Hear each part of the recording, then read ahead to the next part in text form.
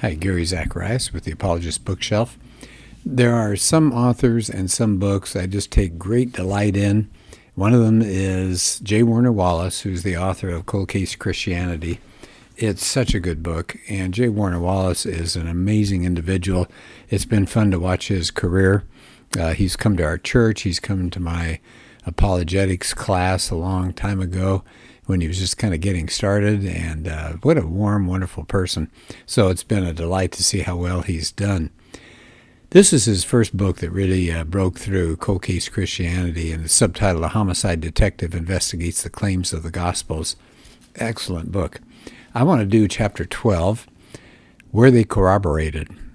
So what's he talking about here? Well, first, let me give you a few quotes that he starts the chapter with. Here's Albert Einstein.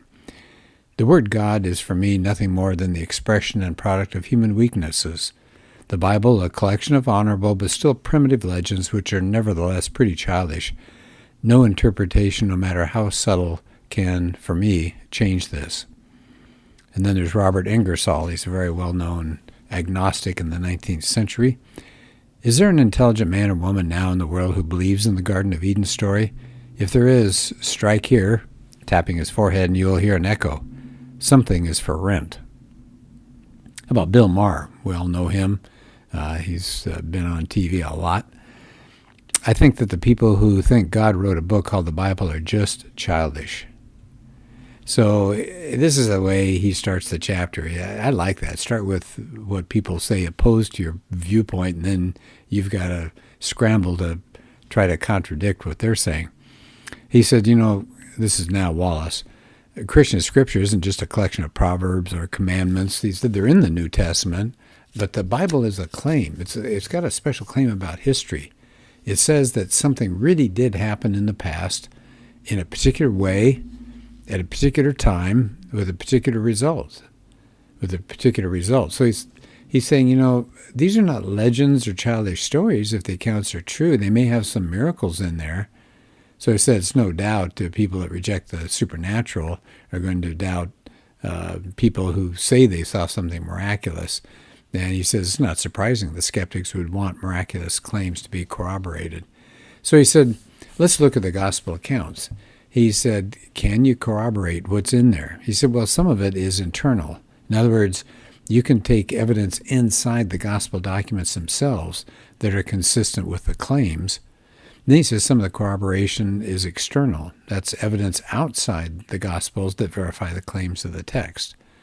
So he said there are a lot of ways that you can look at internal evidence, but he said there are two areas, he said, that really interest him because he's interviewed so many witnesses as a homicide detective.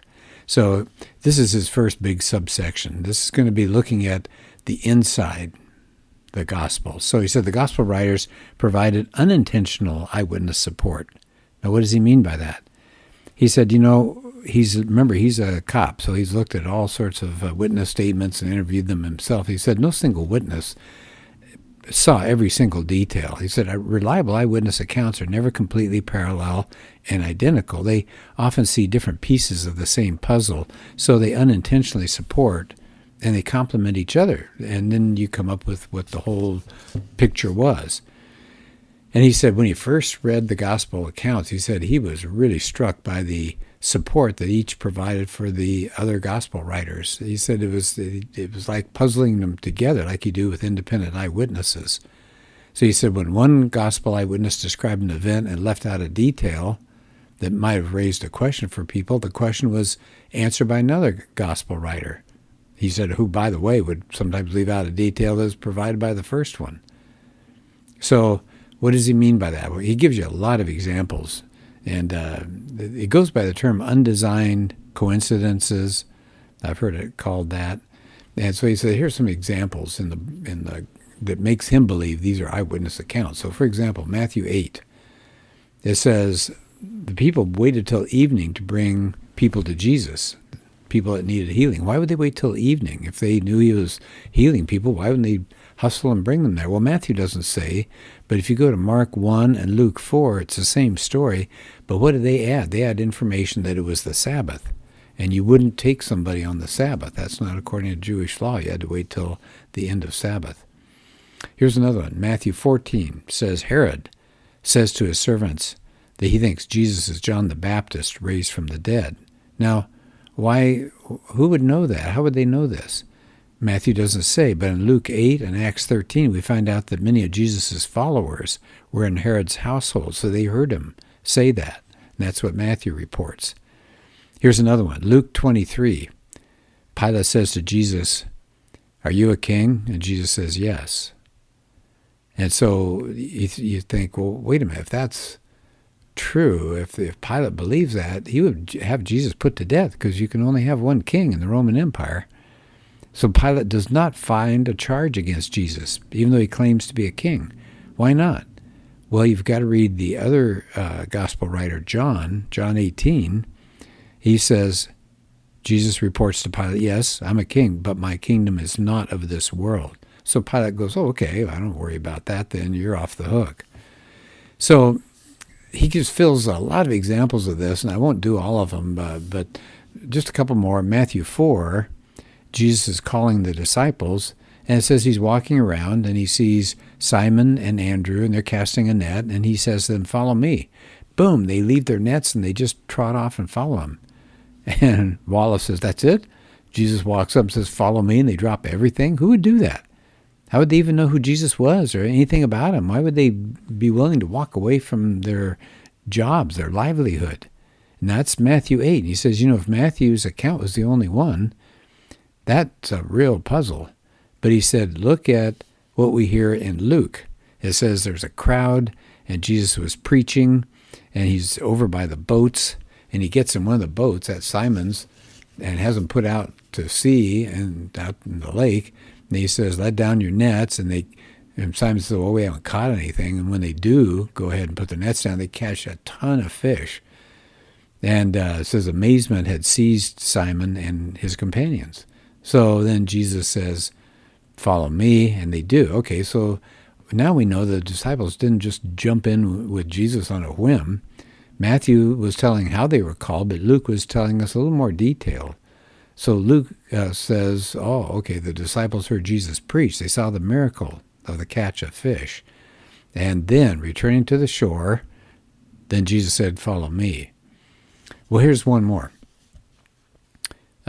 Jesus is being hit in Matthew 26 when he's on trial. And they slap him, and they spit on him, and beat him, and they say, "Prophesy, you Christ. Who's the one who hit you?" Now, that seems like an odd question. If somebody hits you in the face and says, "Who hit you?" you're watching them, you'd say, "You did." But look in the book of Luke 22. They have Jesus, and what do they do to him as they beat him? They blindfold him. So you go, okay. So Matthew's narrative makes more sense once you read Luke's account that Jesus was blindfolded. So Wallace spends a lot of time on that. He thinks that is big proof that these are eyewitness accounts because each one is reporting a portion of the story, and you have to put them all together. He gives other examples of these coincidences or these joining of stories. I've heard them called also interlocking gospels.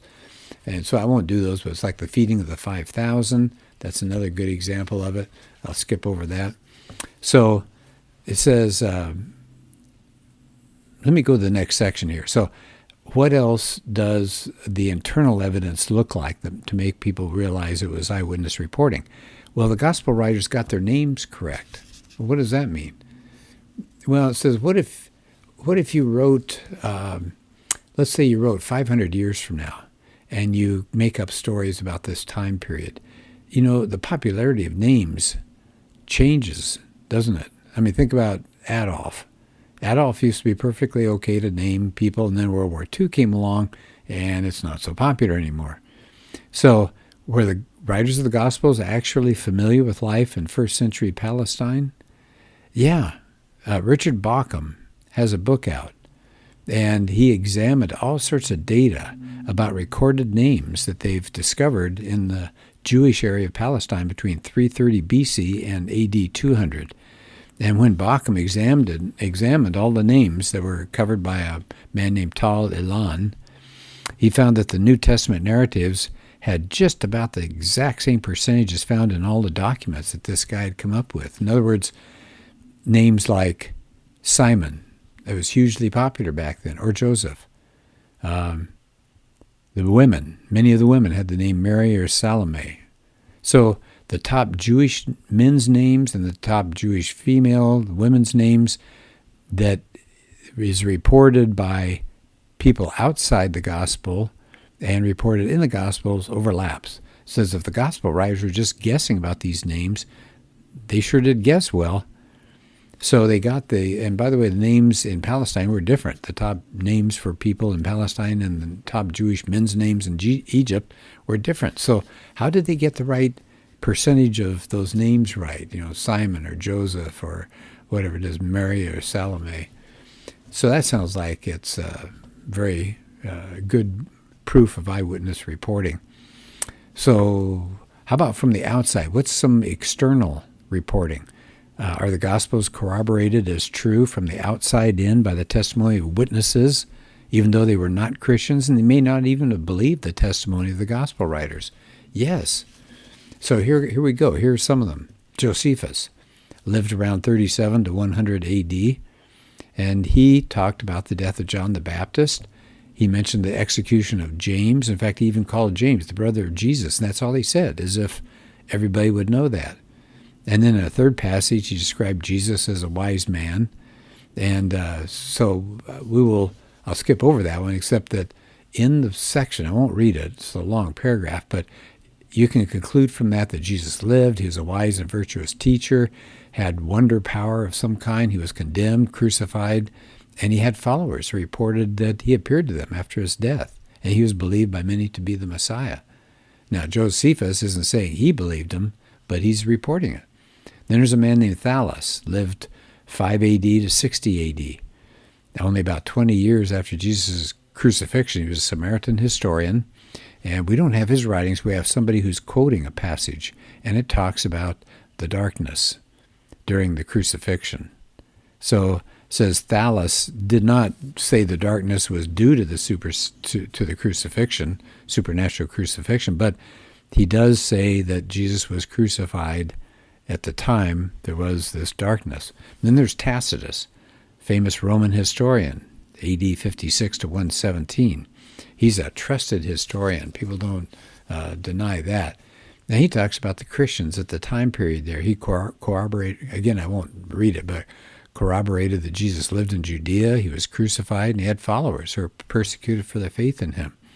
So I'm going to go faster over some of these others. Mara bar Serapion, he described Jesus as a wise and influential man who died for his beliefs. Phlegon, same time period, roughly late 80s up to 140 A.D., he mentioned the darkness around the crucifixion. The Jewish Talmud, those are the writings and discussions of the rabbis that dates to the 5th century, but they discuss information from the 1st and 2nd century, and many of those writings reference Jesus. One part of the Talmud says Jesus practiced magic and led Israel astray. Isn't that interesting? Again, they're not buying into who Jesus is, but they're admitting that he lived and that he performed some amazing things. And there are other passages that come from the Talmud, so I will skip over that one. How about archaeology? That's another external corroboration. Does it back up the Gospels? Yeah. Quirinius, that was reported in Luke to have been a governor, and that seems to have worked out well. Archaeology corroborates the existence of him as a governor in the time of that census that Luke records. Lysanias, Luke mentions a tetrarch. The pool of Bethesda says for a long time nobody could find anything about that pool. I mean, after all, the Romans smashed Jerusalem in 70 A.D., but in 1888 they found the remains of the pool of Bethesda, and they found 5 porticos, just as John had mentioned. So, the other thing is Luke got all sorts of governmental names and the right names for the leaders of different cities. He got that right. They found the pool of Siloam that was mentioned. Pontius Pilate has been corroborated. The custom of crucifixion has been shown. People thought, if you got crucified, they wouldn't put you in a nice burial place. You'd be thrown into a common grave. But Jesus got a proper burial. We know that, at least that it was possible, because in 1968, they found the remains of a crucifixion victim in a proper Jewish tomb. So these kinds of things really back people up who believe in the Bible and believe in the truth of the New Testament and all. So I will, and he points out at the end of the chapter, archaeology can't confirm every gospel detail. He says, but what we're doing here in this book, he says, is to create a circumstantial case. And he said each piece of evidence by itself doesn't prove the case entirely. What you do with circumstantial cases, you have multiple lines of evidence, and all of the individual pieces point to the same conclusion. That's called abductive reasoning. And he said the most reasonable inference from that evidence is that the Gospels are reliable and that they are first century and that they're done by eyewitnesses. So I really do like J. Warner Wallace. Anything by him is wonderfully well written. Get on his email list. He sends out all sorts of email, good information. So thank you to Jim Wallace for producing such good work, and thank you for being part of this podcast.